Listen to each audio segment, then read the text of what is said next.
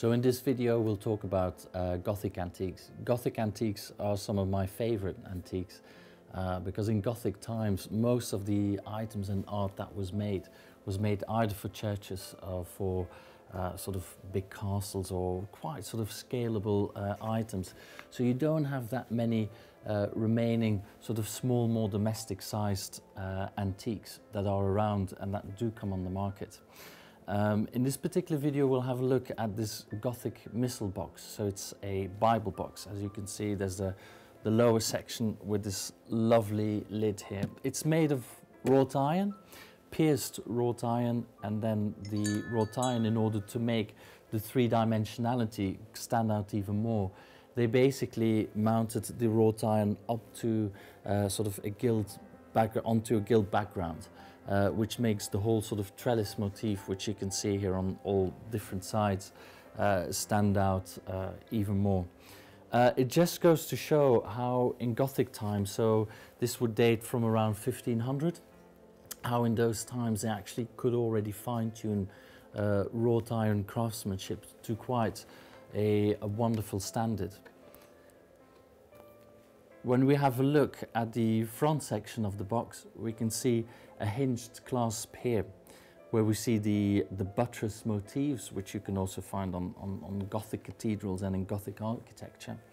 And that combined with sort of tracery roundels and tracery motifs all around.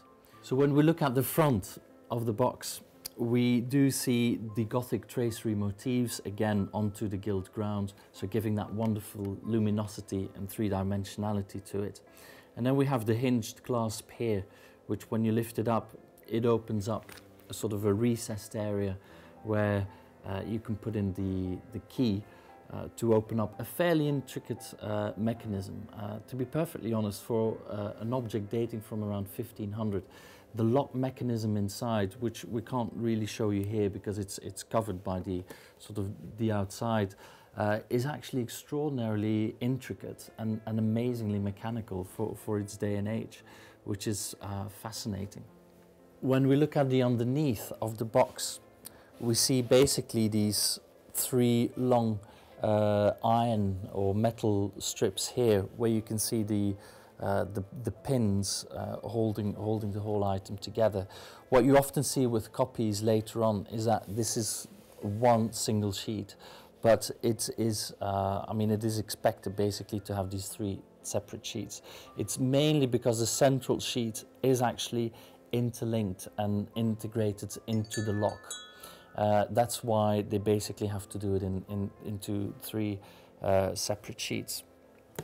And then when we look at the sides of the box, you can see these clasps or these roundels going around it. So we have it on this side, we have it on that side as well, and that was basically to pull a chain through it, and to pull a chain even around the box a few times, again with a lock mechanism at the end, a kind of sort of a padlock that would hold it together, again to hold the documents enclosed and to hold the valuables enclosed. It is generally described that these are Bible boxes because Bibles and books in Gothic times were extremely valuable, and they were the most expensive items to buy at the time. So it's normal that objects then were created to hold these treasures.